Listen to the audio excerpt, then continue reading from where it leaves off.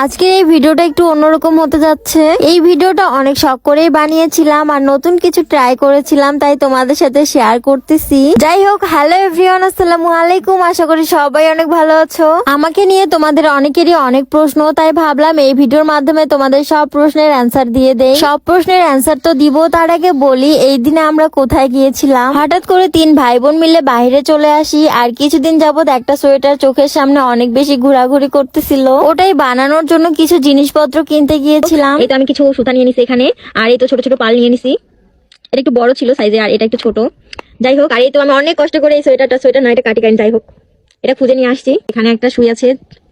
ও, আমি এটা হাতের কাজ করতেছি। যাই হোক, এগুলো ভয়েস আমি দিব কিনা জানি না, ভয়েস হয়ে যাচ্ছে। সুইটাতে একটু জং ধরে গেছে, বাট কোনো ব্যাপার না, এটা দিয়ে আমাদের কাজ হয়ে যাবে।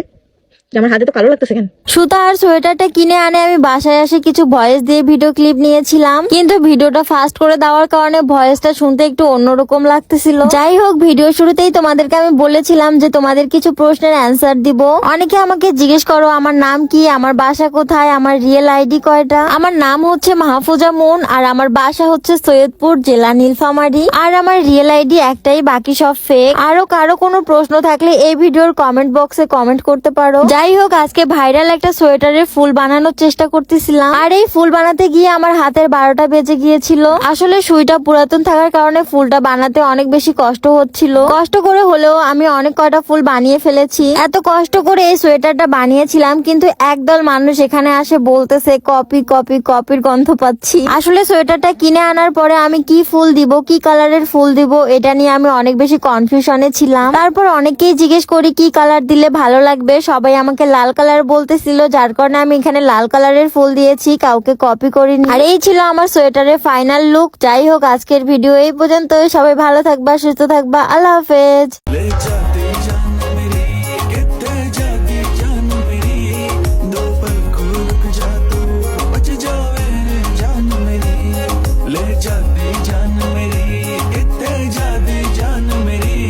হ্যালো এভরিওয়ান, আসসালামু আলাইকুম। আশা করি সবাই অনেক ভালো আছো। আজকে এত সুন্দর করে রেডি হওয়ার পরে যে এত কষ্ট করে কোথাও যাইতে হবে এটা জানা ছিল না। যাই হোক, আজকে সাদা পরি হয়ে অনেকদিন পর মা আর বোনের সাথে যাচ্ছিলাম ঘুরতে। আমি আর আমার বোন তো অলওয়েজ ঘুরি, বাট আজকে আমাদের সাথে আমাদের মা যাচ্ছিল। আর এই তো 3 জন মিলে যাচ্ছিলাম রিক্সার মধ্যে, একজনকে উপরে বসতে হয়েছে। ক্যান বাজারে আসে এখানে একটু দোকানে চলে গেছিলাম মাস্ক কেনার জন্য। মাস্ক কিনে আনার পরে চলে গেছিলাম আর একটা দোকানে। আর এখানে আসার পর অনেক বেশি বিরক্ত লাগতেছিল। এমনি ছিল রোদ, তার উপর রিক্সাটা দাঁড়ানো ছিল রোদের মধ্যে। তারপরে এই তো রিক্সার মধ্যে উঠে পড়লাম অনেক সময় পরে। আর এই তো বাজারে আসে এই অবস্থা, এত পরিমাণে জ্যাম ছিল। আর আজকে আমরা যে রাস্তা দিয়ে যাচ্ছিলাম ওই রাস্তার পরিস্থিতি আসলে অনেক বেশি খারাপ ছিল। তার উপরে আমি বসেছিলাম রিক্সার উপরে। গ্রামের ভিতর দিয়ে যাওয়ার সময় রিক্সার উপরে বসে আমি যে কতবার পড়ে যাইতে ধরছিলাম, আল্লাহ বাঁচাইছে। আর এই তো অনেক কষ্ট করে জার্নি করার পরে ফাইনালি বাসার কাছে চলে আসলাম। আজকে আমরা 3 জন মিলে আসছি আমার খালামনির বাড়িতে। গ্রামের পরিবেশ আসলে দেখতেই অনেক বেশি ভালো লাগে। বাসার ভিতরে যাওয়ার পর কিছু সময় রেস্ট নিয়ে আমরা চলে আসি একটু বাহিরে। আর এই গাছটার মধ্যে অনেক কয়টা জবা ফুল ধরেছিল, আমি সব থেকে নিচেরটাই ছিঁড়ে নিলাম। যদিও গাছের ফুল গাছেই সুন্দর লাগে, ফুল জিনিসটা পছন্দ করে না এমন মানুষ হয়তো বা অনেক কমই আছে।